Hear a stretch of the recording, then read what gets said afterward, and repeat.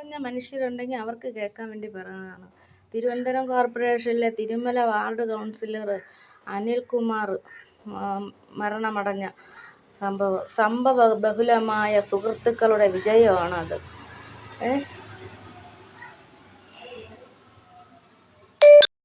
കൂടി ചുമടുഭാരം കുടുംബത്തിനേൽപ്പിച്ച ബിരുദന്മാരുടെ കഥയാണത്. ജഡത്തിന്റെ പുറത്ത് റീത്ത് സമർപ്പിച്ചിട്ട് കടന്നു കളയുന്ന സുഹൃത്തുക്കൾ, ഇവരെ തന്നെ വേണം കൂട്ടുപിടിക്കാനുള്ളത്. നിയമപരമായി പോരാടണം ഇതിന് വേണ്ടിയിട്ട്.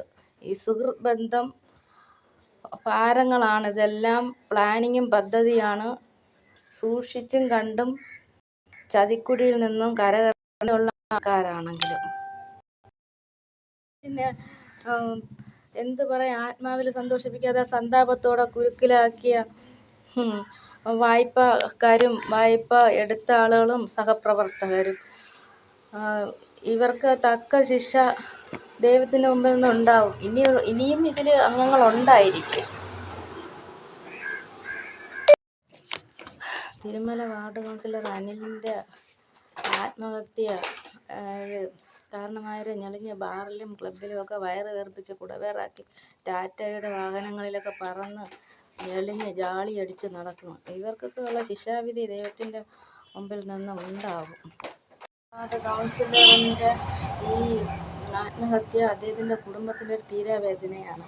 അപ്പോൾ അവരുടെ ഈ ആത്മഹത്യക്ക് കാരണമായി പ്ലാനിങ്ങും പദ്ധതി ഉപയോഗിച്ച സഹപ്രവർത്തകരെ, അവരുടെ തലമുറകൾക്ക് ഇതൊരു ശിക്ഷാവിധി, ഇതൊരു ശാപദോഷമായിട്ട് തന്നെ മാറും. മണ്ണിലും പൊടിയിലും പൂഴിയിലും കിടന്നവരുടെ ജീവശ്വാസത്തിന് വേണ്ടിയിട്ട് കേണപേക്ഷിക്കുന്ന ഒരവസ്ഥ ഉണ്ടാവും. കുറഞ്ഞ മനുഷ്യരുണ്ടെങ്കിൽ അവർക്ക് കേൾക്കാൻ വേണ്ടി പറയുന്നതാണ്. തിരുവനന്തപുരം കോർപ്പറേഷനിലെ തിരുമല വാർഡ് കൗൺസിലർ അനിൽകുമാർ മരണമടഞ്ഞ സംഭവബഹുലമായ സുഹൃത്തുക്കളുടെ വിജയമാണത്.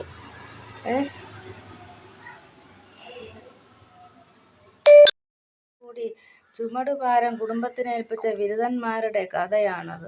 ജഡത്തിന്റെ പുറത്ത് റീത്ത് സമർപ്പിച്ചിട്ട് കടന്നു കളയുന്ന സുഹൃത്തുക്കൾ, ഇവരെ തന്നെ വേണം കൂട്ടുപിടിക്കാനുള്ളത്. നിയമപരമായി പോരാടണം ഇതിന് വേണ്ടിയിട്ട്.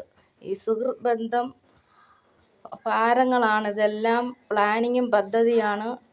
സൂക്ഷിച്ചും കണ്ടും ചതിക്കുഴിയിൽ നിന്നും കരകയറാനുള്ള ആൾക്കാരാണെങ്കിലും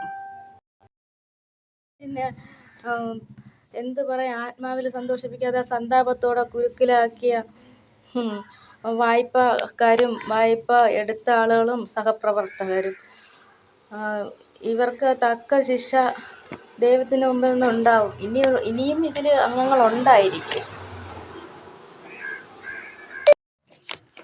തിരുമല വാർഡ് കൗൺസിലർ അനിലിൻ്റെ ആത്മഹത്യ കാരണമായവരെ ഞെളിഞ്ഞ ബാറിലും ക്ലബിലും ഒക്കെ വയറ് വീർപ്പിച്ച് കുടവേറാക്കി ടാറ്റയുടെ വാഹനങ്ങളിലൊക്കെ പറന്ന് ഞെളിഞ്ഞ് ജാളിയടിച്ച് നടക്കണം. ഇവർക്കൊക്കെ ഉള്ള ശിക്ഷാവിധി ദൈവത്തിൻ്റെ മുമ്പിൽ നിന്ന് ഉണ്ടാകും.